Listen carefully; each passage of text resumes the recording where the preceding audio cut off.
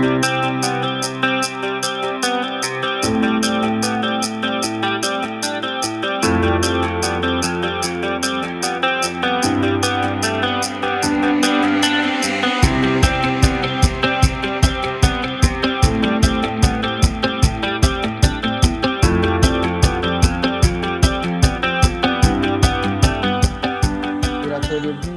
kayaknya biar asik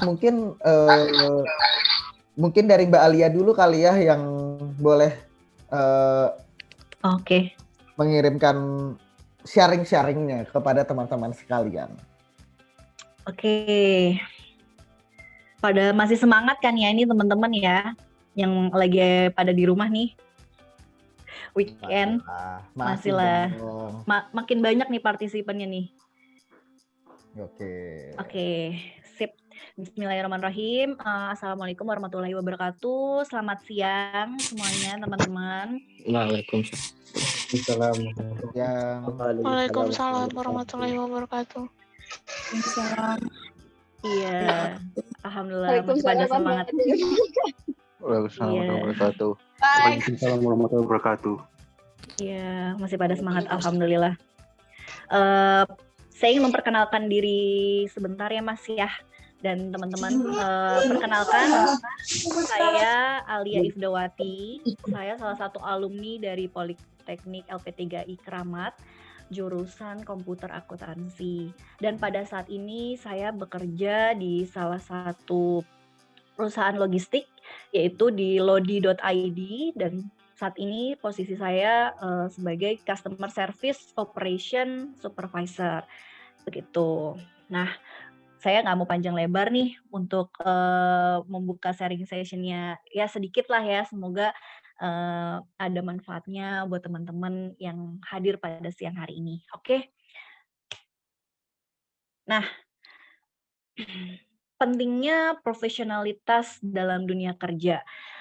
Kita tahu untuk pendidikan di LP3I sendiri gitu ya, saya sebagai alumni merasakan gitu bisa dibilang pada saat saya kuliah dulu gitu ya, setelah belajar gitu kan, sudah dari awal pun sudah terbentuk gitu ya, kayak sharing discussion di kelas gitu kan, dari penampilan begitu, dengan setiap hari menggunakan seragam atau office wear, itu seperti kita tuh terlatih gitu untuk menjadi siap profesional, dan itu benar sekali, dan saya setuju sekali gitu dengan setiap hari kayak kita hal kecil aja kayak misalkan menggunakan seragam gitu ya, itu kayak kayak membiasakan diri kita tuh kayak, oh iya di dunia kerja tuh harus rapi gitu ya,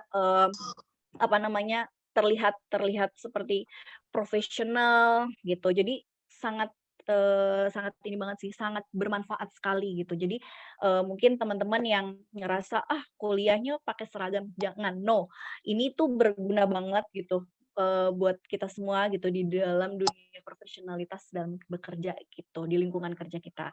Oke, yang pertama mungkin kita sering dengar nih, teman-teman sering dengar gitu ya, apa sih profesional gitu. Banyak gitu, sering kita bilang profesional, lu kerjanya nggak profesional nih gitu, atau sering lah gitu ya, dibilang nggak profesional gitu. Nah, pertama yang saya mau sharing ini definisinya profesional terlebih dahulu. Apa sih definisi profesional gitu. Terus nanti yang kedua ada sedikit kiat-kiat bersikap kita profesional gitu. Layaknya nanti kalau misalkan sudah lulus dari LP3I, sudah ilmu yang kita dapatkan sudah cukup nih untuk kita langsung terjun ke dunia kerja yang real gitu ya. Jadi kita punya bekal nih gitu. Seperti apa sih kita bersikap profesional dalam lingkungan kerja kita dan bersama rekan kerja kita gitu. Terus ada ciri-ciri profesionalitas dalam bekerja. Terus poin keempat ada keuntungan atau benefit apa sih yang akan kita dapat kalau kita sudah bersikap profesionalitas di dalam lingkungan kerja atau bersama rekan kerja kita gitu. Dan yang terakhir ada tips meningkatkan profesionalitas dalam diri kita, dalam buat lingkungan kerja kita. Oke. Masih semangat kan ya semuanya ya? Semangat, Bu. Oke. Oke. Oke. Oke, siap teman-teman. Aku oke, saya next ya ke slide berikutnya. Nah, definisi profesional. Jadi ada gambaran, ada pandangan umum mengenai definisi profesional menurut para ahli gitu ya. Nah, ini saya ada sedikit mengambil untuk pengertian profesional menurut para ahli ya. Di antaranya yang pertama yang saya ambil itu dari Prayudika tahun 1979. Jadi sebutan profesional itu bisa diartikan sebagai usaha untuk menjalankan salah satu pekerjaan yang kemampuan dan keterampilan yang kita miliki, yang dimiliki seseorang, berdasarkan pekerjaan yang seseorang menerima balasan pembayaran berdasarkan kriteria pekerjaannya. Dan menurut ahli yang kedua yaitu Kusnanto, profesional merupakan seseorang yang memiliki kompetensi dalam suatu pekerjaan. Menurut beliau seperti itu. Dan yang ketiga yang saya kutip ini dari Daryl Cohn, profesional yaitu seseorang yang dapat kan pelayanan lebih kayak after sales-nya harus terjaga gitu kalau misalkan di dunia sales seperti itu ya.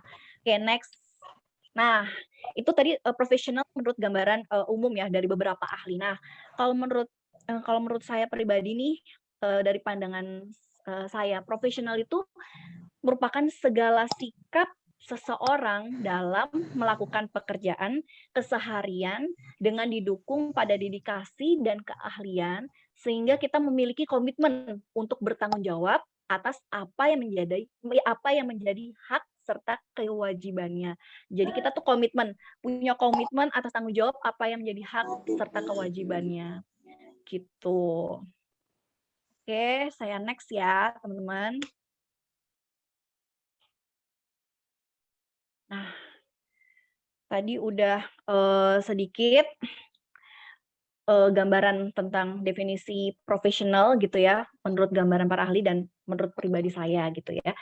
Nah, nih ada kiat-kiat nih bersikap profesional. Mungkin kita di dalam nanti ya kalau misalkan sudah pada lulus misalkan gitu ya, atau di dalam bidang usaha atau kerja begitu ya, apa sih kiat-kiat yang kita biar bersikap profesional gitu, kiat-kiat bersikap profesional tuh bagaimana sih? Pertama, itu berbahasa yang baik dan hindari bergosip. Nah ini nggak usah gibah-gibah gitu ya teman-teman ya. Nanti kalau misalkan sudah pada lulus, sudah terjun ke dunia kerja yang benar-benar nyata gitu ya, benar-benar langsung terjun ke dunia kerja gitu, sebisa mungkin kita itu berbahasa yang baik dengan rekan kerja kita, dengan lingkungan kita, dimanapun sebenarnya ya. Dan kalau bisa kita hindari dari lingkungan yang jangan sampai kita tuh tergelincir gitu ya untuk masuk ke dalam lingkungan misalkan membicarakan tentang rekan kerja kita gitu di dalam satu tim atau di dalam satu perusahaan gitu. Kalau kita suka ikut gitu ya, suka ikut nimbrung gitu misalkan ikut nimbrung bergosip atau bergibah tentang rekan kerja itu malah menggerogoti lingkungan kerja di tim kita sendiri gitu. Jadi sebisa mungkin kita itu menghindari gitu ya, lingkaran yang sedang membicarakan, eee, kolega atau rekan kerja, bahkan masalah pribadinya gitu. Jadi kayak kita dengan menahan kita nggak berbicara yang kasar atau kita tidak bergabung dalam lingkaran yang sedang membicarakan rekan kerja kita yang sedang ada masalah itu eee kita harus kayak telah berusaha gitu, berusaha menghargai rekan kerja kita untuk tidak apa ya, kalau bisa bahasa sekarang nggak kepo gitulah ya. Eee, yang nggak kepo dengan masalah rekan kerja kita gitu, itu merupakan bagian dari profesionalitas kerja gitu. Mungkin kita misalkan sudah kecemplung nih atau terjebak nih di lingkungan yang sedang membicarakan rekan kerja kita misalkan ya, sebaiknya kita cukup mendengarkan saja dan tidak memberikan saran atau masukan, menjadi pendengar yang baik saja gitu. Itu untuk yang pertama, kiat yang pertama. Yang kedua, hindari mengeluh di depan di depan tim kerja. Wah, ini penting banget. Mungkin di suatu hari mungkin kita misalkan, di hari itu kita lagi kesiangan misalkan bangunnya ya, kesiangan terus terjebak macet di mana-mana misalkan ya, eee, jadi bad mood duluan gitu ya. Jadi mood kita jadi, drop gitu sebelum, berangkat ke kantor karena ada kejadian hal yang tidak diinginkan dari kita, misalkan seperti itu. Nah, sebisa mungkin kita, eee, tidak, apa ya, sebisa mungkin kita bisa menyelesaikan sebelum, kita tuh sampai di kantor gitu. Jadi pas masuk kantor, setelah tiba di kantor nih, kita udah bisa, move on dari kejadian tadi yang udah kita alamin yang buruk gitu, misalkan yang jadi bad mood gitu. Karena kalau kita tidak bisa eee, memisahkan yang kejadian yang tadi gitu ya, hal buruk yang terjadi sama kita itu, jadi kita malah drop dan menurunkan semangat kerja kita gitu. Jadi kayak misalkan ditegur atau disapa dengan teman rekan kerja misalkan, "Ih kenapa nih Bro, Sis kok baru datang?" Gitu misalkan. Nah, karena kita tidak bisa memisahkan, karena kita belum memisahkan, perasaan yang tadi nih karena bad mood, karena kejebak macet atau kesiangan. Nah, jadinya terjadi gesekan antara, kita sama rekan kerja yang lain. Nah, jadi ini menimbulkan konflik. Kalau misalkan memang, kita sedang kondisinya tidak baik, di lingkungan, keluarga misalkan atau terjadi, suatu kendala gitu, kalau bisa kita tidak mengeluh di depan, rekan kerja kita atau tim kerja kita atau di kantor, seperti itu. Kalau bisa yang mereka lihat ya kita happy gitu, kita datang ke kantor ya profesional gitu, kita semangat dan menyelesaikan tugas-tugas yang udah diminta nih sama atasan kita gitu. Terus kiat yang ketiga, memiliki kompetensi lebih dan dapat diandalkan. Nah, kalau kita diterima di suatu perusahaan, kita kan berarti memiliki kualifikasi, posisi yang dibutuhkan. Misalkan, posisi saat ini yang dibutuhkan misalkan akun manajer atau head of sales gitu ya misalkan. Nah, kita keterima nih di perusahaan tersebut, berarti kan kita sudah memenuhi kualifikasi posisi yang dibutuhkan oleh perusahaan gitu. Nah, akan tetapi, eee, kita akan, eee, kita akan menjadi mempunyai nilai lebih jika kita menguasai bidang lainnya. Maka dari itu penting bagi kita nih, bagi teman-teman nih semua nih untuk terus meningkatkan kualitas diri dengan melakukan pengembangan keterampilan dan pengetahuan. Misalkan pada saat ini, teman-teman misalkan, oh udah jago nih, bahasa Inggrisnya misalkan gitu ya, atau di bidang IT, coding-annya udah bagus gitu kan. Nah, gimana nih caranya nih kita bisa, upgrade diri kita gitu untuk bisa, terus kayak misalkan mengikuti perkembangan zaman. Nah, itu kan menjadi nilai lebih gitu kan, kompetensi yang lebih yang kita bisa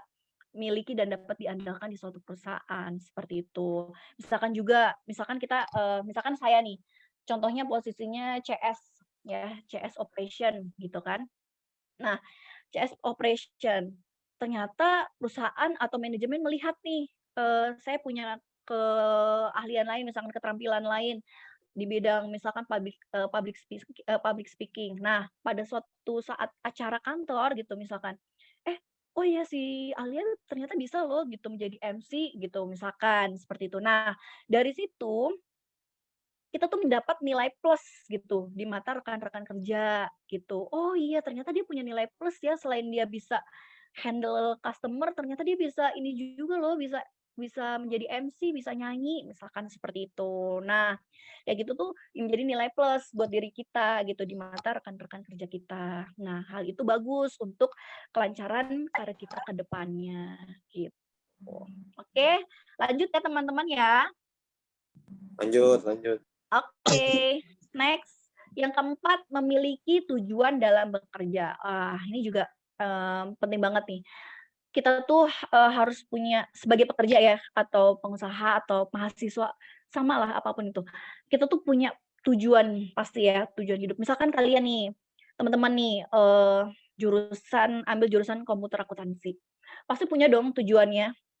Karena ambil KA, tujuan ke depannya gue mau jadi seorang akunting yang hebat, misalkan yang ternama, bisa go public gitu, misalkan bisa bekerja di salah satu perusahaan multinasional, seperti itu. Pasti punya tujuan yang mengarah ke situ gitu kan.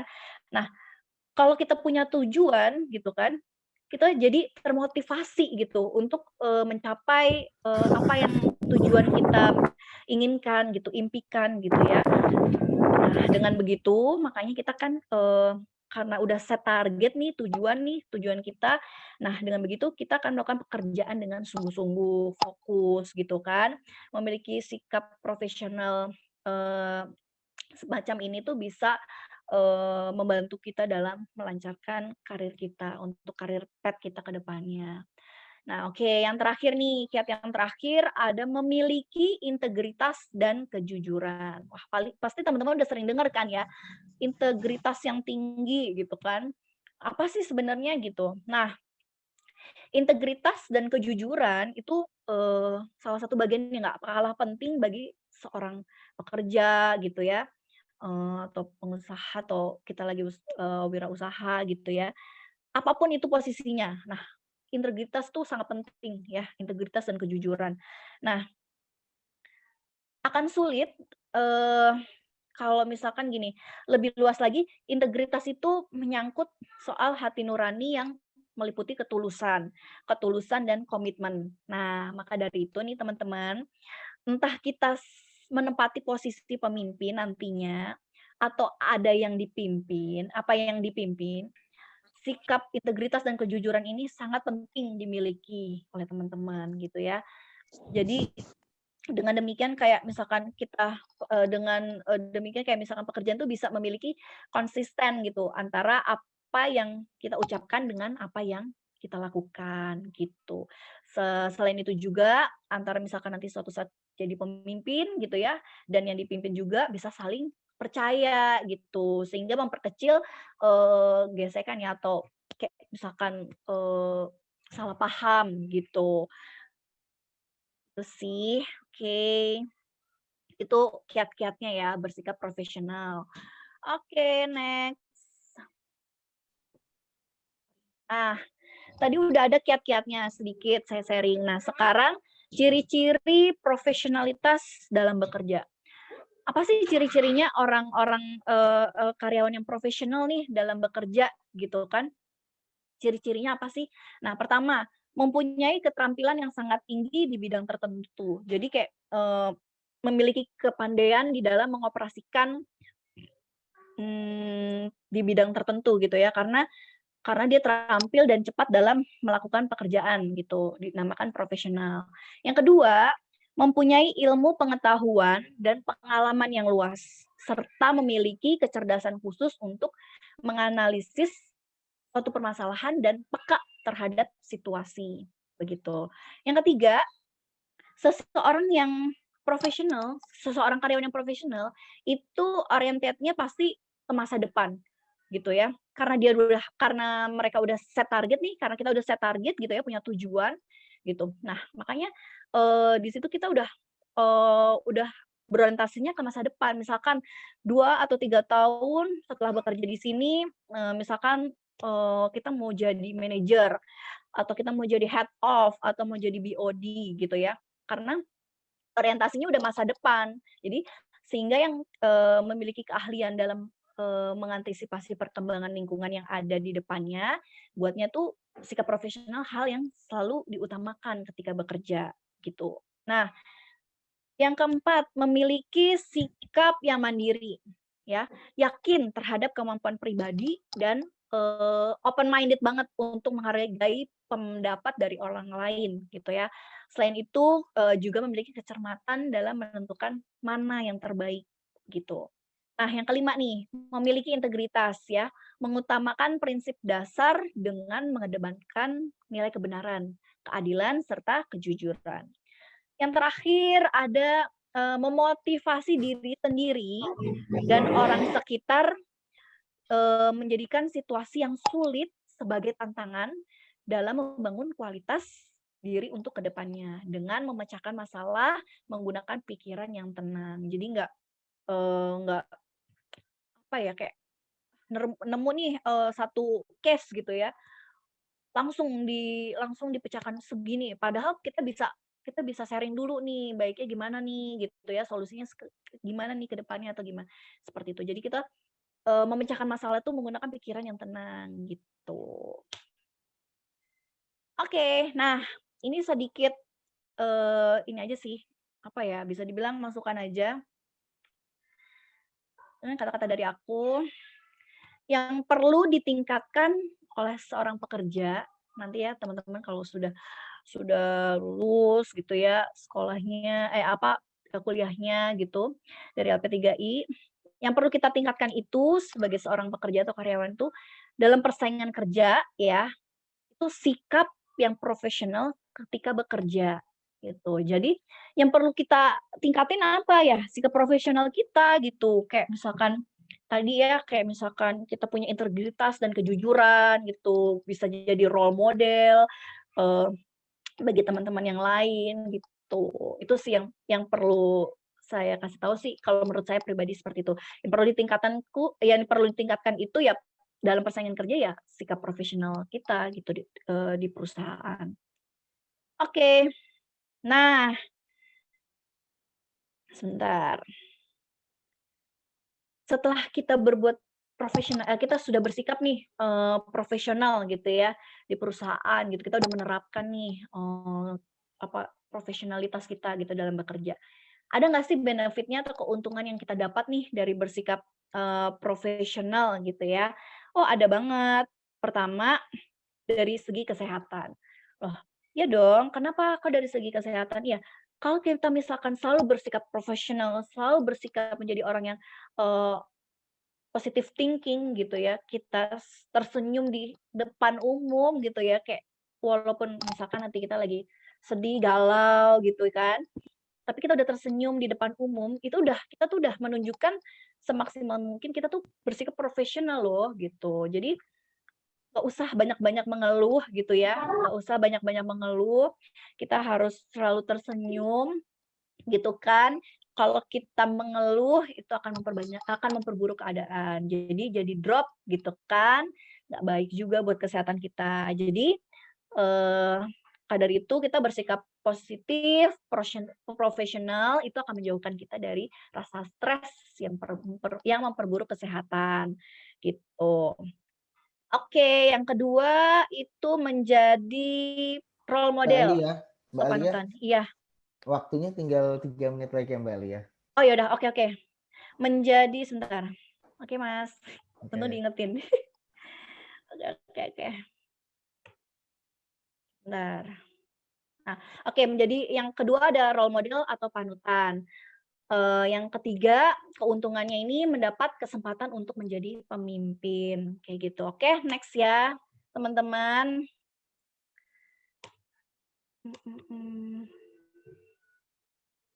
Nah, mungkin ini kayak sedikit kesimpulan aja ya untuk tipsnya profesionalitas kita dalam bekerja. Yang pertama, kita tetap pokoknya set target selama kita bekerja, kita maunya apa aja sih, gitu, apa yang kita inginkan, apa yang kita capai, apa yang ingin kita idam-idamkan, itu pertama kita set target. Yang kedua, fokus dalam pekerjaan yang ada, di bidang apapun kita harus fokus gitu ya. Pokoknya ada kesempatan kita harus fokus dengan apa yang kita dapat sekarang. Yang ketiga, mampu memisahkan urusan pribadi dan karir. Nah, ini penting banget ya kayak tadi. Kalau misalnya kita lagi galau, sedih apapun, nah kita harus pisahin tuh antara pribadi dengan karir. Jangan sampai kebawa-bawa ke kantor gitu. Yang keempat, memiliki visi dan misi yang jelas dalam bekerja gitu ya. Memiliki visi misi yang jelas. Jadi setelah visi misi kita set target. Nah, kita harus gimana nih caranya untuk ngedevelop diri kita untuk menuju target kita. Terus yang terakhir tipsnya menghindari perdebatan yang nggak penting dengan rekan kerja. Nah, kalau misalkan kita boleh berdebat gitu ya, tapi kalau misalkan yang perdebatannya nggak penting itu mendingan dihindari aja teman-teman. Oke. Nah, kesimpulannya nih teman-teman, sikap profesional itu harus dimiliki setiap karyawan atau wirausaha untuk kemajuan karir dan usaha atau perusahaan kita. Jadi tentu kita akan meningkatkan profesionalitas kerja karyawan dengan mengikuti beberapa tips di atas. Oke. Nah, ini ada quote dari aku ya, the future depends on what you do today. Jadi apa yang the future depend on what you. Nah, apa yang akan jadi masa depan kalian, apa yang terjadi di kalian kerjakan di hari ini gitu ya. Jadi semaksimal mungkin kalian harus semangat kuliahnya, set target, raih cita-cita kalian dan yang kalian idam-idamkan tuh apa gitu. Oke. Itu aja sih. Thank you a lot teman-teman untuk sharing session menurut saya. Gitu aja sih Mas Gilang. Thank you banget Kak Alia, insightful banget. Berarti kita bisa tahu gimana cara pentingnya untuk menjadi profesional dan gimana caranya kita menjadi pribadi yang lebih dibutuhkan oleh dunia usaha dan dunia industri. Nah, kemudian setelah ini kita akan langsung bergerak ke Mas Wira. Mas Wira dari SVB Academy. Yes, halo Mas Gilang. Yes, Mas Wira, waktu dan tempatnya dipersilahkan untuk menceritakan bagaimana sih keadaan di dunia usaha dan industri dan apa saja sih yang memang sebenarnya dibutuhin gitu.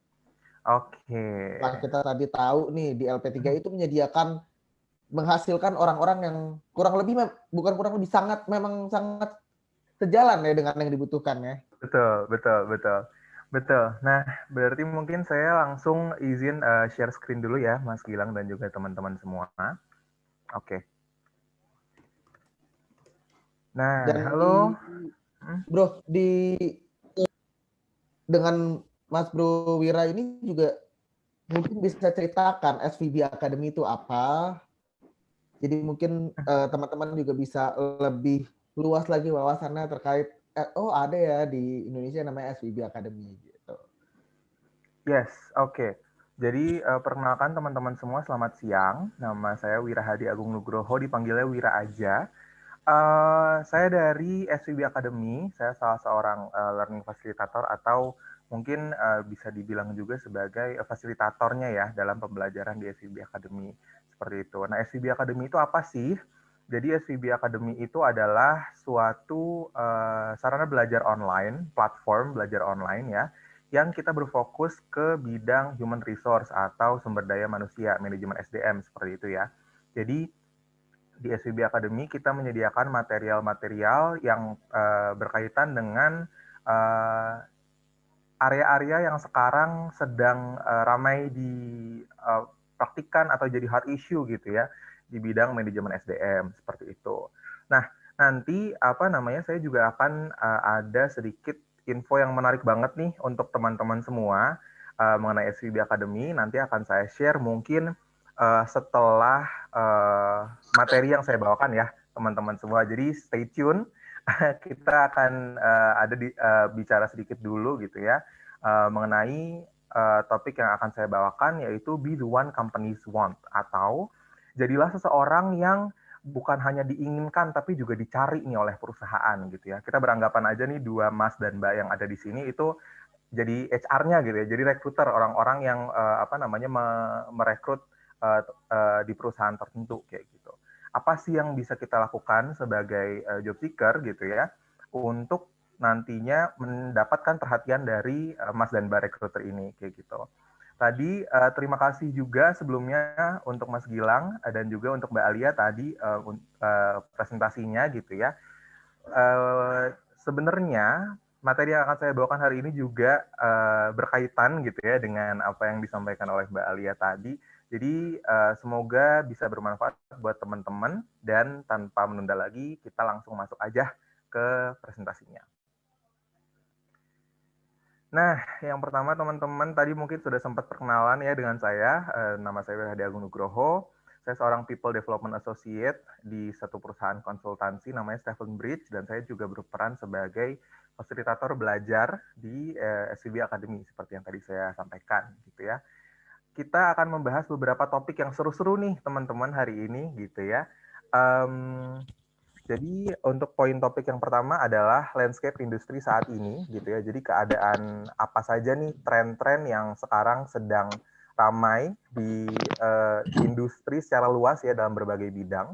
Lalu juga kriteria talent seperti apa nih yang dicari oleh perusahaan. Jadi kriteria calon karyawan kayak gimana sih yang diinginkan oleh perusahaan, gitu ya. Ini insya Allah saya bisa share dari perspektif dan juga pengalaman saya sebagai orang HR, gitu ya. Lalu selanjutnya ada topik mengenai hard skills dan soft skills. Nah, hard skills dan soft skills ini apa untuk teman-teman yang belum familiar? Jadi kompetensi seseorang itu bisa kita bagi jadi dua nih. Ada hard skills, ada soft skills. Kalau hard skills itu mungkin arahnya lebih teknis, soft skills itu mungkin arahnya lebih general, lebih personal, gitu ya. Nanti kita akan bahas lebih detail di belakang. Dan juga saya tentunya akan sharing sedikit nih pengalaman saya di dunia kerja dari lulus kuliah mungkin sampai sekarang, dan semoga ada beberapa poin-poin yang bisa bermanfaat nih bagi teman-teman. Begitu ya. Nah, kita langsung masuk ke topik yang pertama nih teman-teman, yaitu landscape industri di saat ini. Nah, teman-teman, mungkin ada beberapa dari teman-teman yang sudah familiar, sudah pernah dengar, atau mungkin even baru pertama dengar nih mengenai revolusi industri 4.0 kayak gitu.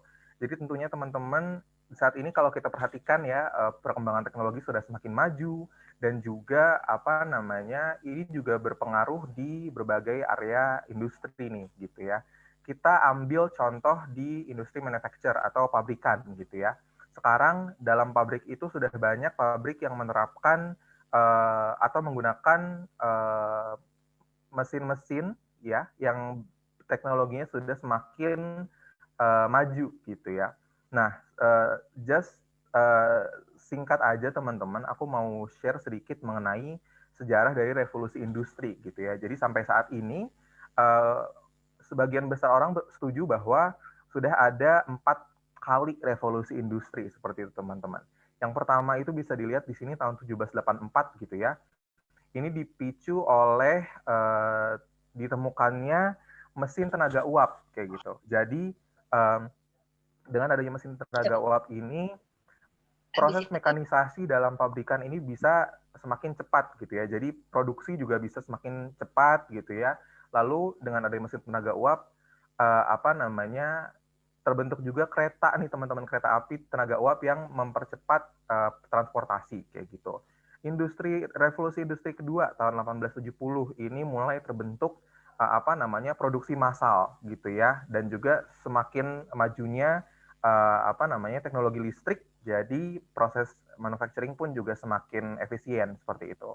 Nah, revolusi industri ketiga itu di tahun 1960 sampai 1970-an, teman-teman, ini ditandai dengan adanya otomatisasi produksi yang semakin maju tentunya, dan juga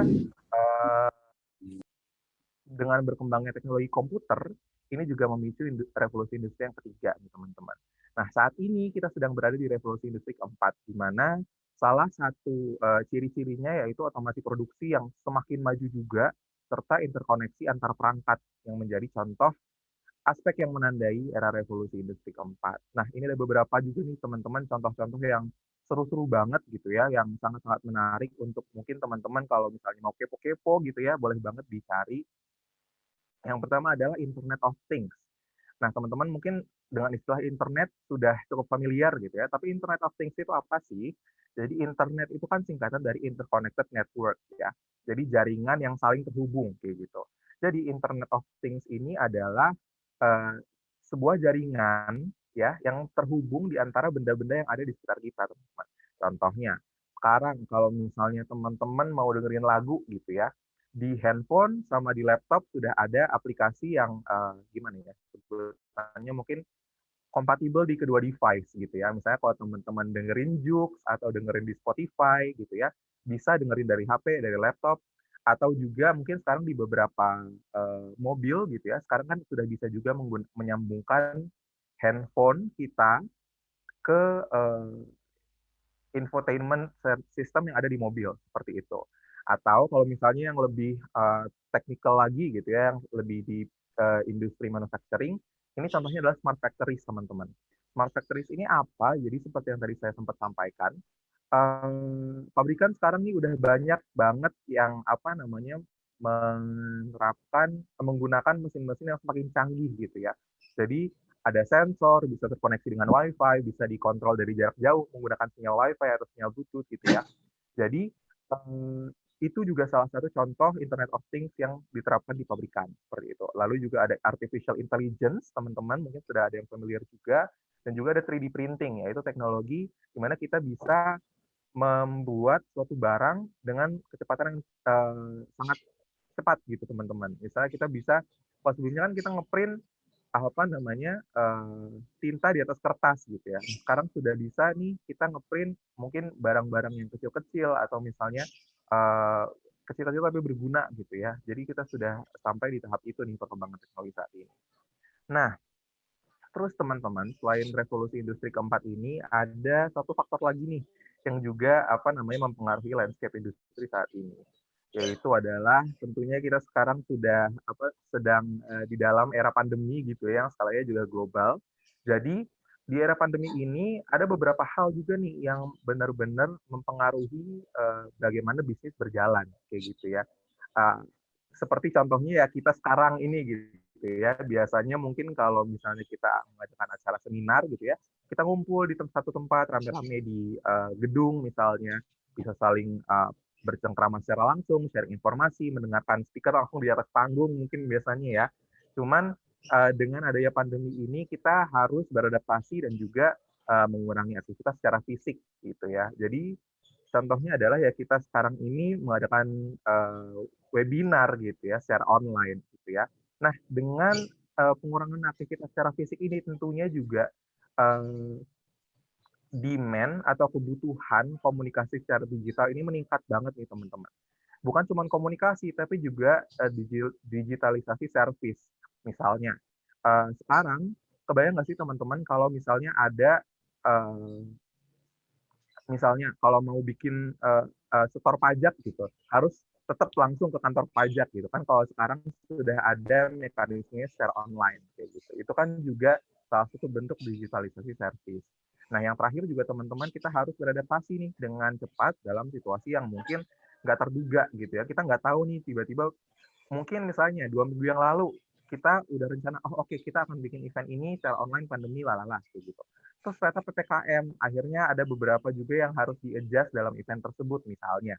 Jadi apa namanya banyak perkembangan-perkembangan yang mungkin tidak predictable nih di masa-masa saat ini gitu ya. Nah, kenapa sih kita ngebahas ini teman-teman? Nah, tentunya kalau misalnya kita ingin mengetahui hal-hal apa aja sih yang kita butuhkan gitu ya, atau hal-hal apa aja sih yang dicari oleh perusahaan di era sekarang ini, kita harus juga tahu gambaran industrinya ini sedang seperti apa kayak gitu ya. Jadi tadi revolusi industri 4.0, teknologi semakin maju dan juga pandemi.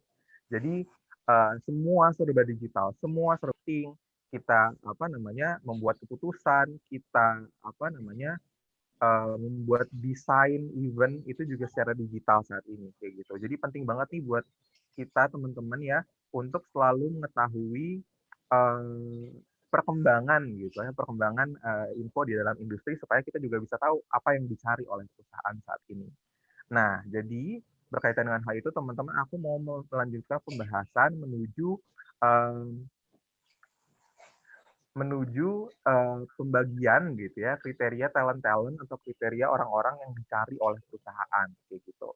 Nah, seperti tadi saya sudah sempat sampaikan di depan, yaitu ada kompetensi teknis, ada kompetensi pendukung, dan ada juga kecocokan atau culture fit. Nah, kita bahas satu-satu ya teman-teman. Jadi kalau kompetensi teknis ini bisa juga sering gitu ya di dunia manajemen SDM terutama, ini disebut sebagai hard skill, yaitu adalah kemampuan kandidat sesuai dengan ekspektasi peran yang akan dimiliki dalam perusahaan. Misalnya, kalau misalnya teman-teman direkrut sebagai seorang misalnya staff di accounting, of course perusahaan akan ekspektasi artinya adalah teman-teman sudah mengerti pembukuan, sudah mengerti sistem pelaporan pajak misalnya. Mungkin even brevet pajak atau pelaporan pajak perusahaan seperti itu. Itu contohnya teman-teman, yaitu hard skills. Sementara kalau kompetensi pendukung ini umumnya disebut soft skills nih teman-teman. Apa sih soft skills itu? Yaitu ada kepribadian, attitude, serta mungkin kemampuan komunikasi dan self-management yang tujuannya adalah mendukung si kandidat atau si karyawan ini dalam menjalankan perannya. Kayak gitu.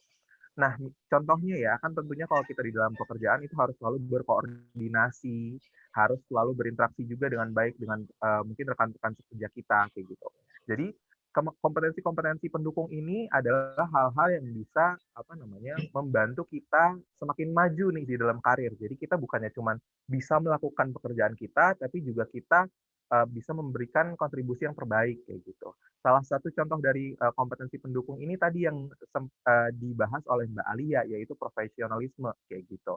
Jadi ini berkaitan juga nih dengan topik yang disampaikan oleh Mbak Alia tadi. Nah, yang terakhir teman-teman yang mungkin sering terlewat gitu ya, bahkan juga di dalam dunia SDM, yaitu adalah kecocokan atau culture fit, teman-teman. Nah, saya punya istilah gitu ya, yang sering saya gunakan kalau misalnya lagi sama teman-teman, yaitu nyari kerja itu sebenarnya kayak nyari jodoh, kayak gitu.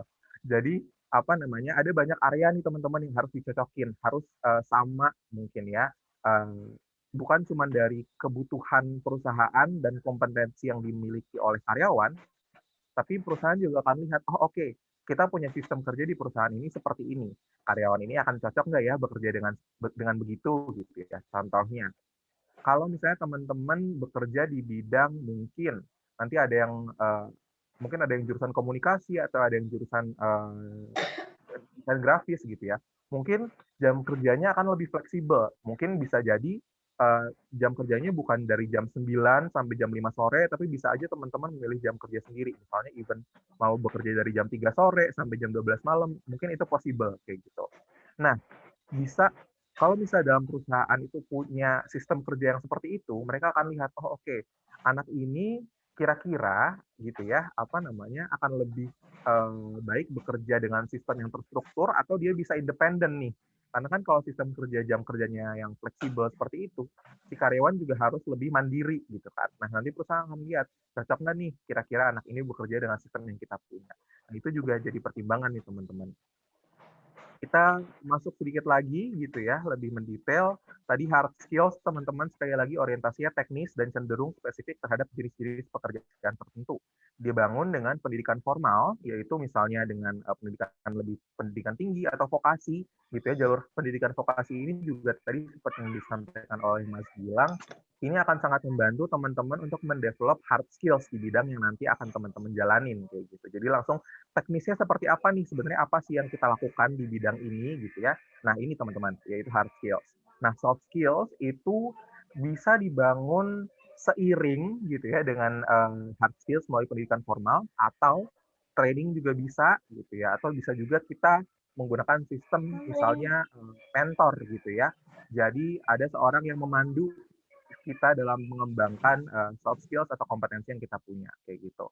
Nah, kalau cultural fit ini memang sebenarnya gimana ya, agak tricky nih untuk mengembangkannya gitu ya, karena memang tiap perusahaan dan juga tiap orang yang akan jadi calon karyawan gitu ya, memang beda-beda kayak gitu, dan nggak setiap saat kita juga harus menyamakan gitu ya, kepribadian kita dengan keinginan perusahaan yang kita ingin masuki gitu ya. Jadi mungkin di dalam satu perusahaan, kayaknya nggak cocok, oke kita tetap cari kesempatan yang lain gitu. That's also possible, itu juga bisa terjadi kayak gitu. Jadi ini teman-teman ketiga hal yang menjadi kriteria gitu ya, talenta yang dicari oleh perusahaan saat rekrutmen kayak gitu. Seperti yang tadi saya sampaikan, dengan pendidikan vokasi, misalnya di LP3I ya teman-teman, itu bisa sangat membantu untuk membangun hard skills dan juga tentunya soft skills-nya juga jangan ketinggalan nih teman-teman, sekalian dibangun gitu ya melalui pendidikan selama di LP3I.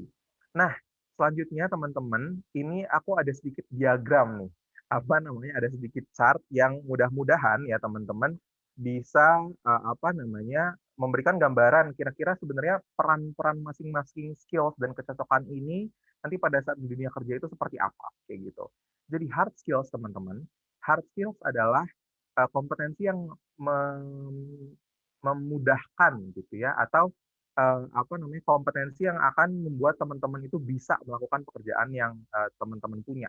Tadi seperti yang aku sempat sampaikan, contohnya teman-teman di hire jadi accounting gitu ya, harus bisa pembukuan, pelaporan pajak mungkin, pelaporan keuangan kayak gitu. Kan kalau kita punya skill-skill tersebut, ya kita bisa melakukan pekerjaannya kayak gitu. Tapi teman-teman, kalau kita punya soft skills yang baik, kita punya leadership, misalnya even kalau misalnya kita sebagai staff pun belum ada anggota tim gitu ya, self management itu juga penting nih teman-teman. Jadi leadership terhadap diri sendiri, gimana kita memanage diri sendiri untuk disiplin dengan deadline, dengan jadwal pekerjaan, dengan beban kerja yang kita punya, kita harus tahu nih seberapa yang harus kita lakukan untuk mengatur lah supaya misalnya bisa selesai tepat waktu. Itu juga penting nih teman-teman. Lalu problem solving, learning, kemampuan belajar, dan juga kemampuan adaptasi dengan cepat nih terhadap misalnya peran-peran yang baru, atau misalnya pekerjaan yang mendadak nih, oke kita harus adaptasi cepat-cepat supaya bisa tetap selesai kayak gitu.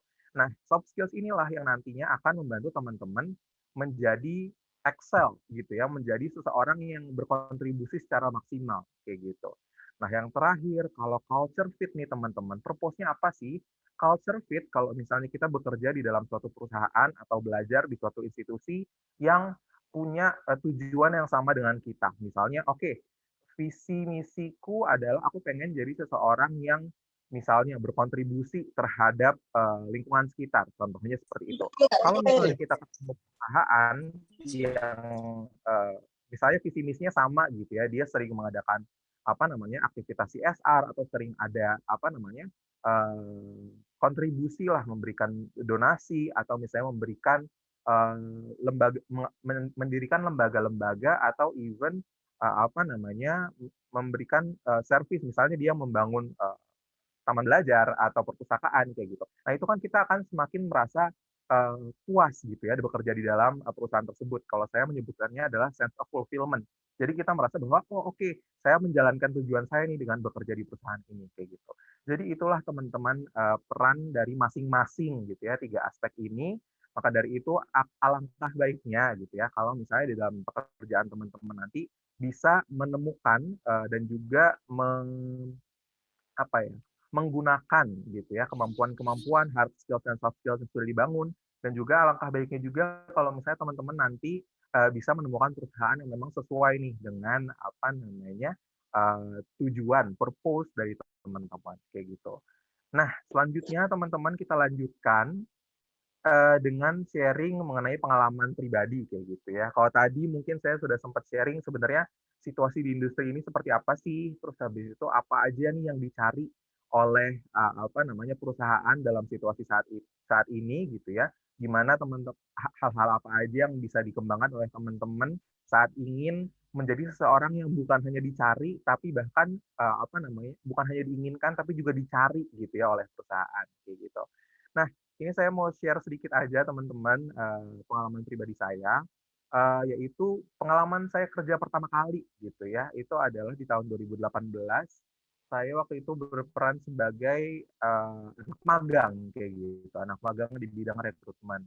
Pada saat itu saya sengaja mencari opportunity atau mencari kesempatan di bidang HR dikarenakan memang waktu kuliah itu saya kepikirannya, saya pengen nih kira-kira nih bekerja di bidang ini. Maka dari itu saya mencari kesempatan yang sesuai lah.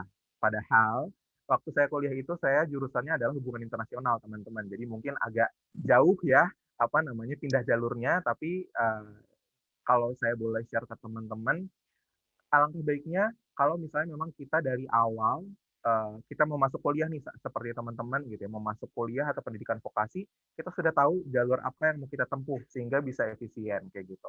Tapi even bahkan jika enggak pun gitu ya, nanti misalnya teman-teman di tengah-tengah tiba-tiba kepikiran, aku mau lebih ke arah ini deh, atau aku mau lebih ke arah ini. Tenang aja teman-teman, jangan diambil pusing kayak gitu. Tetap fokus, tetap belajar, karena Ini saya di dalam hidup ini tuh nggak ada yang benar-benar impossible kayak gitu. Kita at least bisa untuk berusaha semaksimal mungkin kayak gitu. Nah, jadi di tahun 2019 saya lulus sebagai sarjana hubungan internasional, lalu di November saya mulai bekerja nih di posisi saya sekarang. Lalu di tahun 2021 ketambahan satu, yaitu sebagai learning facilitator di SPB Academy, teman-teman. Nah, mungkin terutama dibandingkan Mbak Alia tadi ya, mungkin pengalaman kerja saya masih sedikit lebih singkat gitu ya, tapi saya juga punya nih beberapa tips teman-teman seperti yang disampaikan Mbak Alia tadi. Saya juga punya beberapa tips yang semoga bisa menjadi bisa mendukung teman-teman kayak gitu ya. Yang pertama adalah dalam dunia kerja nanti gitu ya, selain harus profesional seperti yang tadi disampaikan oleh Mbak Alia, kita juga harus proaktif dan adaptif gitu ya. Proaktif itu apa? Kita harus punya inisiatif yang tinggi nih teman-teman. Jadi even if kita sebagai staff gitu ya, kita juga harus bisa menunjukkan bahwa kita ini punya inisiatif misalnya dalam melaksanakan pekerjaan, atau misalnya kita melihat kayaknya sistem ini bisa nih untuk diperbaiki atau dibuat lebih efisien kayak gitu. Kita bisa inisiatif nih ke atasan gitu ya. Misalnya, Pak, saya inisiatif, saya mau ambil mempelajari lebih lanjut mengenai sistem ini dan gimana kita bisa membuat lebih efisien. Misalnya itu akan sangat dihargai banget, bukan cuma oleh atasan tapi juga mungkin oleh perusahaan kayak gitu. Jadi itu proaktif itu aset nih buat teman-teman. Begitu juga dengan adaptif gitu ya. Adaptif dalam dunia kerja tentunya pada saat kita pertama masuk itu semua serba baru, semua serba mungkin membingungkan gitu ya. Saya bisa bicara dari pengalaman juga. Nah, tapi kita harus tetap adaptif nih teman-teman. Harus bisa cari cara gimana supaya kita itu bisa cepat terbiasa nih dengan situasi kerja yang seperti itu. Mungkin kalau misalnya nanti di perusahaan ada mentornya yang ngajarin, atau mungkin kalau enggak ya kita harus seperti yang tadi saya sampaikan, proaktif nih untuk cari kira-kira siapa yang bisa bantu aku di dalam peran ini kayak gitu. Selanjutnya teman-teman, ini ada salah satu hal yang saya pegang terutama semenjak menjadi HR ya, karena saya juga dalam perusahaan itu membawahi segala urusan rekrutmen kayak gitu. Nah, yang saya temukan teman-teman ini berdasarkan fakta di lapangan ya, attitude itu seringkali lebih diperhitungkan oleh perusahaan dengan IPK yang tinggi kayak gitu. Jadi even if IPK teman-teman nih misalnya 3,7, 3,8, 3,9 bahkan 4 pun gitu ya, kalau misalnya teman-teman tidak bisa menunjukkan attitude yang baik gitu ya pada saat wawancara atau pada saat berkomunikasi dengan perusahaan, itu akan menjadi sesuatu yang benar-benar merugi teman-teman kayak gitu. Jadi mulai dari sekarang gitu ya teman-teman saat belajar di perguruan tinggi atau misalnya di LP3I gitu ya, harus mulai menerapkan cara-cara komunikasi yang baik gitu ya. Mungkin tadi dari yang disampaikan oleh Mbak Alia juga bisa nih teman-teman terapkan gitu ya, membangun sikap profesionalisme sejak dari belajar. Itu aku yakin bisa juga untuk jadi satu hal yang mendorong teman-teman atau jadi hal yang mengunggulkan teman-teman dibandingkan orang lain gitu. Selanjutnya adalah learning, unlearning, and relearning. Ini apa sih gitu ya? Kalau learning itu kan belajar teman-teman, tapi terkadang di dunia kerja kita juga harus unlearning, yaitu kita mungkin mereduksi hal-hal yang kita sudah pelajari sebelumnya. Ini kenapa bisa terjadi seperti ini? Seperti yang tadi saya sampaikan, sekarang ini kan di dunia kerja perkembangan teknologi semakin maju gitu ya. Terkadang seiring dengan berkembangnya teknologi, mungkin di kantor kita menggunakan software baru gitu yang sebelumnya kita belum familiar. Maka dari itu kita harus juga bisa, selain kita harus bisa belajar dengan cepat, kita juga harus bisa ini juga ada hubungannya dengan adaptasi tadi gitu ya. Kita harus bisa juga adaptasi kalau misalnya memang di perusahaan ini pakai software baru, ya software yang lama harus kita lupakan sedikit gitu ya, at least kita karena tidak aktif menggunakan itu. Anggaplah memori HP ini teman-teman, misalnya aplikasi kan harus diupdate terus. Nah kalau aplikasi yang diupdate kan aplikasi yang lama ya udah nggak kepake gitu ya. Jadi kurang lebih seperti itu teman-teman. Nah terus juga tidak ada kata terlambat untuk belajar teman-teman. Ini yang tadi sempat saya sampaikan juga. Alhamdulillah berdasarkan pengalaman gitu ya, saya bisa sharing mengenai ini karena ya seperti seperti tadi itu saya bilang bahwa ya background saya bukan dari jurusan manajemen atau psikologi atau teknik industri yang identik gitu ya dengan manajemen SDM kayak gitu. Tapi apa namanya, saya tetap mau belajar dan alhamdulillah saya bisa memiliki peran yang baik lah gitu ya di dalam dunia manajemen SDM saat ini di kantor kayak gitu. Terus juga yang terakhir teman-teman, self care sama dengan investasi. Nah, ini self care ini bukan hanya momen-momen di mana kita relaksasi ya, bukan hanya momen-momen di mana kita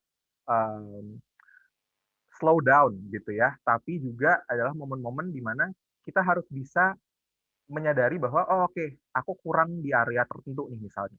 Jadi kita jangan malah down gitu ya, jangan jadi aku nggak bisa nih, nggak akan pernah bisa lah, jangan kayak gitu. Karena sebenarnya kita menyadari suatu area itu adalah area yang bisa kita kembangkan, itu juga bisa jadi self care teman-teman, karena ya kita mempelajari hal baru kayak gitu. Nah itulah kenapa tadi aku bilang self care adalah investasi, karena kalau misalnya kita self care dengan cara kita mengeksplorasi diri nih, apa nih yang mau dipelajari dan kita pelajari hal itu kan juga bisa jadi investasi buat masa depan kayak gitu. Nah, jadi teman-teman demikian untuk key lesson yang semoga saya kurasi dari pengalaman kerja. Semoga bisa mendukung buat teman-teman. Selanjutnya saya juga ada beberapa tips nih. Ini teman-teman merasa mungkin aduh masih bingung nih gimana ya, terus kalau misalnya teknologi semakin maju harus ngapain gitu, kalau misalnya menghadapi kompetisi nanti di dunia kerja harus ngapain. Ini ada beberapa tips yang aku ingin sampaikan juga ke teman-teman. Yang pertama adalah network, yaitu membangun jaringan gitu ya, atau membangun kenalan sebenarnya teman-teman ya.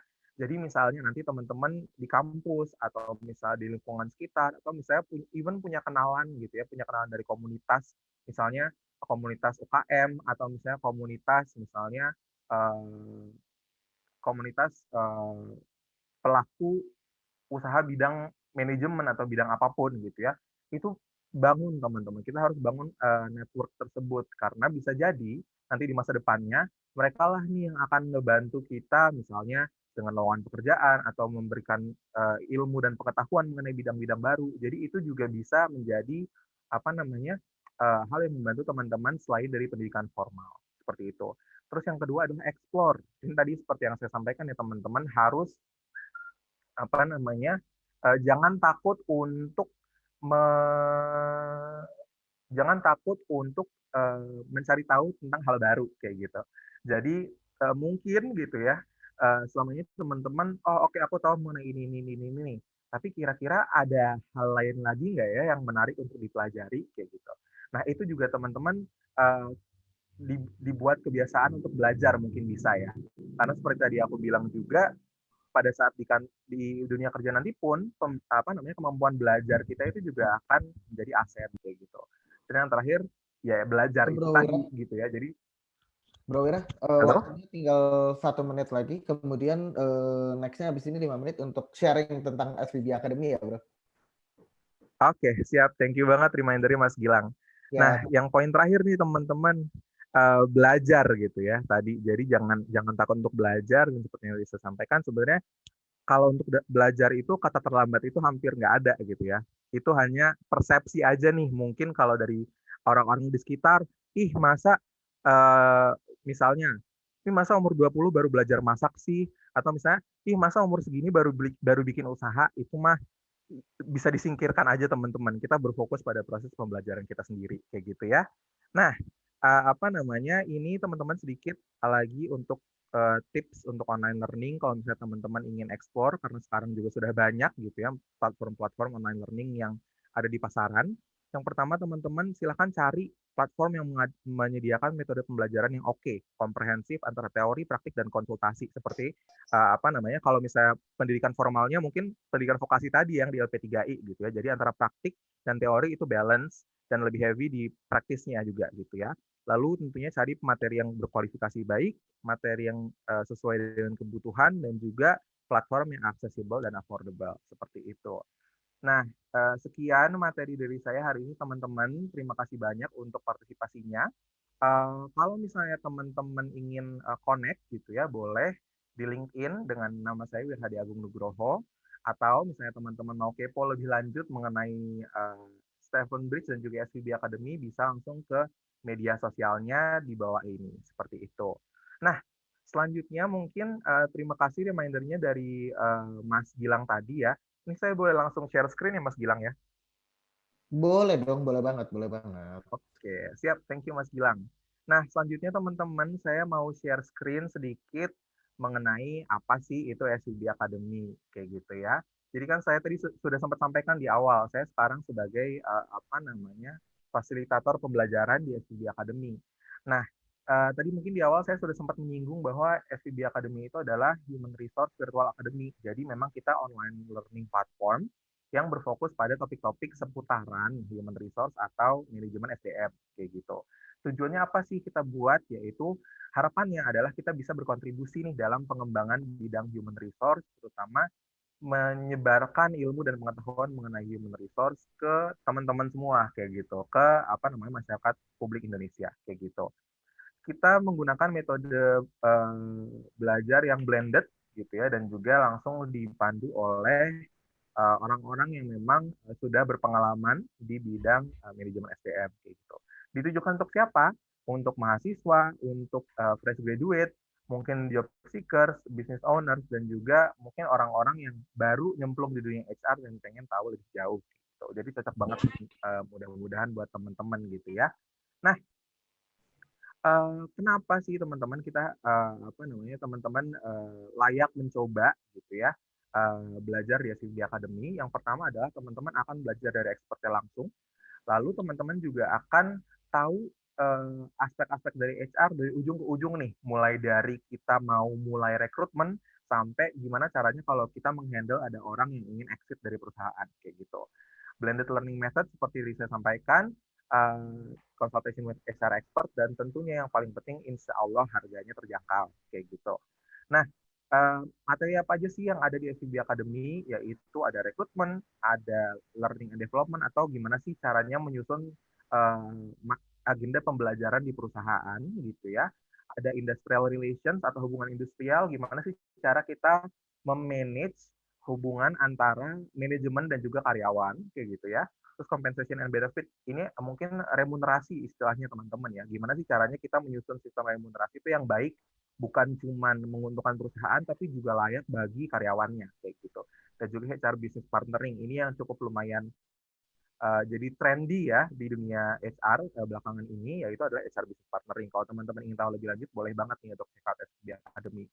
Nah, untuk learning methodnya sendiri, ada studium general atau kelas membuka kayak kuliah umum gitu teman-teman. Lalu kita juga menyediakan video gitu ya, jadi online module berupa video dan juga PPT-nya kayak gitu. Lalu ada juga competency assessment di setiap akhir modul. Ada business case discussion atau kita mempelajari lebih lanjut melalui studi kasus teman-teman. Jadi benar-benar pembelajarannya itu detail dan juga komprehensif. Lalu ada HR expert consultation di mana teman-teman bisa menanyakan atau misalnya belajar langsung nih dari HR expert yang ada di SVB Academy. Nanti di akhir program, kalau misalnya teman-teman join, ini ada satu pilot project yang akan seru banget teman-teman. Pilot projectnya ini adalah kita akan simulasi gitu ya, simulasi sebagai tim HR di perusahaan. Ada sebuah kasus yang akan seru banget untuk teman-teman pecahkan gitu ya. Jadi harapannya adalah kalau memang teman-teman interested di dunia HR dan ingin berkarir di bidang tersebut ke depannya gitu ya, semoga dengan SVB Academy ini akan benar-benar memberikan pengalaman yang menyeluruh gitu ya, nggak cuma belajar tapi juga kita langsung menuju ke kasus kayak gitu. Saya boleh izin ada sedikit video yang ingin saya tampilkan, boleh ya Mas Gilang ya? Boleh, silakan. Waktunya sebentar lagi kok. Siap kalau begitu. Oke, kita langsung mulai dulu sedikit ya teman-teman.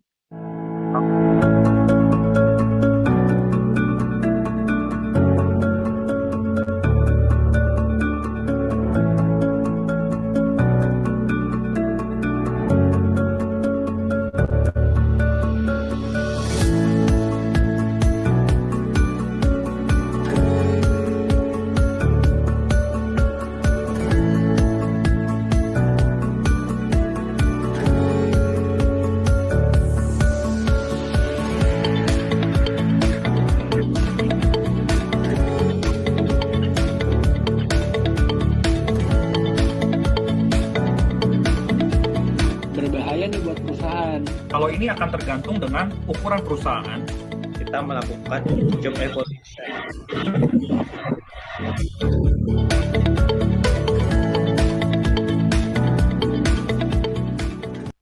Nah, tadi itu teman-teman ada video profil dari SVB Academy gitu ya, yang diharapkan bisa memberikan sedikit gambaran nih, nanti itu sistem pembelajarannya kayak apa sih. Tadi kan kita sudah liatin cuplikan-cuplikan gitu ya, yang ada di SVB Academy. Tadi kita sempat lihat cuplikan kelasnya yang kita adakan, juga event-event lain yang ada di SVB Academy gitu ya. Nah, kalau misalnya teman-teman mungkin masih ragu nih gitu ya, atau pengen coba dulu gitu ya, gimana sih sebenarnya kalau di SVB Academy itu. Nah, jangan khawatir teman-teman, kita dari SVB Academy menyediakan fasilitas free class gitu ya, yang bisa teman-teman coba. Silakan akses langsung ke website kita di svbacademy.com, lalu nanti ada pilihan untuk free class, seperti itu, coba gratis kayak gitu ya. Nah, selanjutnya teman-teman, ini info yang menarik banget juga nih buat teman-teman semua, kalau memang misalnya tertarik nih, atau misalnya mungkin sudah pernah mendengar mengenai SVB Academy, atau misalnya mungkin baru pertama kali, dan tiba-tiba kayak, oh menarik juga nih, ini apa gitu ya. Silahkan teman-teman kalau mau cari info lebih lanjut, kita punya website di svbacademy.com, ada juga sosial media di Instagram di @svb.academy gitu ya teman-teman. Nah, terutama untuk teman-teman yang memang tertarik gitu ya, memang sudah ada ketertarikan di bidang HR dan pengen coba belajar di SVB Academy, kita ada diskon kode kupon gitu ya, kode promo yang khusus kita berikan untuk teman-teman yang join Kongko online di hari ini nih bersama LP3I kayak gitu. Jadi nanti kalau misalnya teman-teman mau register, saat ingin check out gitu ya, silakan gunakan kode promo 11 sesuai dengan penulisannya di sini ya teman-teman, promo 11 untuk mendapatkan diskon sebelum tanggal 14 Juli 2021 di jam 5 sore kayak gitu. Diskonnya seperti apa teman-teman gitu ya. Jadi dari harga asal Rp499.000, teman-teman bisa join di SVB Academy dengan hanya Rp459.000 saja kayak gitu. Kalau misalnya teman-teman sekali lagi pengen cari informasi lebih lanjut, atau misalnya aduh tertarik tapi pengen kepo-kepo dulu nih, pengen kontak-kontak dulu gitu ya, boleh banget menghubungi kita via svb.academy gitu ya, via @svb.academy, atau visit website kita di svbacademy.com. Sekian kalau dari aku, Mas Gilang, terima kasih banyak. Oke, thank you banget Bro Wira, thank you banget untuk Kak Alia untuk sesi hari ini. Teman-teman, jadi buat kalian yang pengen ngobrol lebih lanjut tentang how to shape ourselves, gimana caranya membangun diri kita menjadi profesional yang lebih baik, gimana caranya membangun diri kita agar memiliki skill-skill yang dibutuhkan oleh dunia usaha dan dunia industri, kalian bisa langsung kontak ke nomor yang aku kirimkan di chatbox, nanti akan dikirimkan oleh tim dari LP3I. Jadi kalian bisa mengontak ke WhatsApp di sana. Buat teman-teman mungkin kita ada waktu 1 sampai 2 pertanyaan mungkin mau disampaikan ke Kak Wira atau Kak Alia, ada? Oke, silakan dari Salman Al-Farisi. Ya. Saya mau tanya ke Kak Wira, ini tadi masalah self management. Boleh, Mas Salman, gimana? Ya, kan gini, ini sebenarnya ke diri saya pribadi sendiri. Untuk masalah self management tadi katanya Kak Wira itu lebih meningkatkan efektivitas kita ke dalam bidang pekerjaan. Seandainya kan ini kita kan baru mulai, masih belum bekerja, masih jadi pelajar di LP3I gitu. Nah, untuk self management saya sendiri agaknya masih kurang, Kak. Soalnya seperti meningkatkan kualitas kayak pengumpulan tugas itu biasanya saya sering telat, padahal udah saya terorganisir semaksimal mungkin gitu. Ya telatnya cuma beberapa menit gitu, sehari sebelumnya itu paling cuma beberapa menit. Seandainya tanggal sekian dikumpulkan, tanggal sekian, tanggal 20 itu cuma telat paling ya 5-10 menit gitu kalau udah dikumpulkan. Nah, itu seandainya untuk meningkatkan self management kita itu gimana, Kak? Saya ingin tahu. Takutnya sebelum kita memasuki jenjang dunia kerja, takutnya keteledoran kita itu tetap terjadi. Terima kasih. Oke. Terima kasih banyak nih pertanyaannya dari Mas Salman ya tadi ya. Ini Ya, Mas Salman. saya bisa share sedikit dari pengalaman juga sebenarnya gitu ya, karena jujur saya tuh dulu orangnya juga punya pengalaman gitu ya, punya pengalaman seperti Mas Salman gitu ya, kalau misalnya ada tugas mungkin kelewat dikit, tapi kan apa namanya, kalau kata dosen mah ya kelewat dikit mah kelewat juga gitu ya. Jadi kalau tips dari saya pribadi, satu yang saya halo, sorry tadi suara saya putus-putus ya. Oh oke. Aman kok. Jadi oke, siap, thank you Mas Gilang.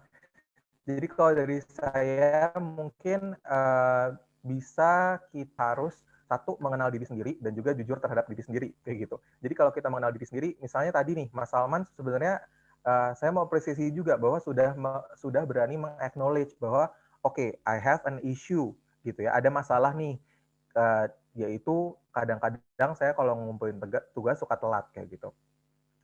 Sudah sampai di tahap itu pun sebenarnya itu udah bagus kayak gitu. Tapi tentunya kan kita mau mengimprove gimana caranya supaya kedepannya ini jangan sampai telat lagi misalnya kayak gitu. Nah itu kita harus berani jujur sama diri sendiri, Mas. Kalau dari saya pribadi ya gitu ya, pengalaman saya harus berani jujur sama saya pribadi, yaitu oke, kalau saya telat ngumpulin tugas nih kenapa sih? Apa karena memang saya ngerjainnya telat kah? Apa karena memang saya mepet ngerjainnya, atau misalnya kerjanya udah dari jauh-jauh hari kok, cuman ngumpulinnya waktunya terlalu mepet dengan deadline kayak gitu. Misalnya sebenarnya udah jadi, cuman misalnya baru dikumpulin tuh kayak 5 menit menjelang gitu ya. Atau misalnya even deadline sore baru ngerjain paginya, atau misalnya seperti apa kayak gitu. Nah, kita harus bisa mengidentifikasi sebenarnya penyebab kita punya kebiasaan yang kurang baik seperti itu tuh seperti apa sih. Jadi nantinya kita bisa mengetahui, oke, kalau misalnya memang penyebabnya itu adalah kita ngerjain terlalu mepet, oke, kita bisa identifikasi bahwa supaya nggak telat ngumpulinnya, kita ngerjainnya juga jauh-jauh hari dan ngumpulinnya juga jauh-jauh hari kayak gitu. Kalau misalnya iya sih kita mepet ngerjainnya karena waktunya padat gitu, ada organisasi ini, ada kegiatan ini, webinar ini, lalala kayak gitu. Nah kalau misalnya dalam situasi seperti itu, kita harus bisa membuat skala prioritas kayak gitu. Oke, prioritasnya apa? Kalau sebagai mahasiswa kan tentunya prioritasnya kita harus belajar gitu kan. Tapi kan juga saya mengerti kalau organisasi itu kan juga mungkin kalau bagi teman-teman mahasiswa sekarang sama pentingnya lah dengan akademis gitu ya. Maka dari itu kita harus pinter timingnya nih gitu. Kalau misalnya memang dari jauh-jauh hari udah dikasih info, oke, tanggal segini ada deadline tugas. Lalu oke, tanggal segini ada event yang harus kita siapin kayak gitu. Oke, kita harus bisa prioritas. Bikin listnya apa aja yang perlu dilakukan. Untuk event harus siapin ABCDE. Untuk tugas harus cari data ABCDE dan ngetiknya ABCDE kayak gitu. Nah, itu kita kalau memang misalnya kita dari sedang trying to update our habits gitu ya, update kebiasaan kita, jangan malu-malu untuk ya udah kita perintilin aja, kita buat listnya secara perintilan kayak gitu, secara mendetail. Karena apa? Sebuah goal, sebuah tujuan atau sebuah anggaplah sebuah goal lah gitu ya, itu akan bisa lebih mudah terlihat, mudah dicapai kalau misalnya memang kita breakdown ke tujuan-tujuan yang lebih kecil kayak gitu. Kayak misalnya tadi, ngumpulin tugas nggak boleh telat.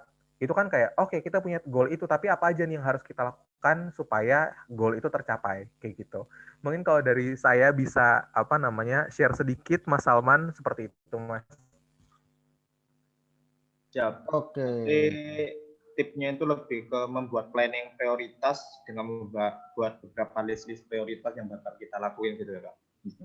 Betul. Dan juga tentunya harus disiplin untuk mengikuti list yang udah kita buat itu ya, Mas Salman. Ini mungkin seperti tadi ini yang disampaikan oleh Mbak Alia, harus integritas, kita harus bangun integritas juga nih, bahkan sejak dari saat belajar kayak gitu ya. Semoga membantu Mas Salman. Ya. Oke, thank you Mas Salman. Teman-teman, nggak berasa ternyata sudah sampai di penghujung acara, udah jam 14.30. Kita udah mengambil waktu dari Mas Wira dan Mbak Alia selama satu setengah jam kurang lebih. Mungkin sebelum kita tutup, boleh nggak kita coba foto sama-sama? Semuanya boleh tolong on cam, kita foto sama-sama.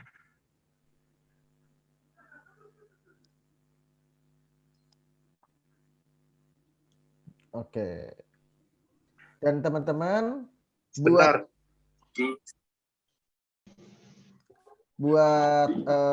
Mbak Alia, masih ada di sini Mbak Alia? Masih Halo, ada? Mas. Oke. Masih ada. Ya. Terima kasih, dan buat kalian yang sudah mengikuti sesi hari ini, jangan lupa untuk isi feedback form untuk dalam memberikan kritik dan saran, dan juga di form itu kalian bisa mendapatkan sertifikat, e-certificate ya. Jadi jangan lupa untuk mengisi form tersebut. Mas Wira, Mbak Alia, thank you so much untuk kehadirannya hari ini. Terima kasih Mas Gilang, terima kasih teman-teman semuanya. Ya Kak. Teman-teman, Terima kasih Mas Gilang, terima kasih teman-teman. Sama-sama. Lain kesempatan. Selalu sama-sama Kak. Sehat semuanya. Thank you. Thank you semuanya. Thank you, welcome.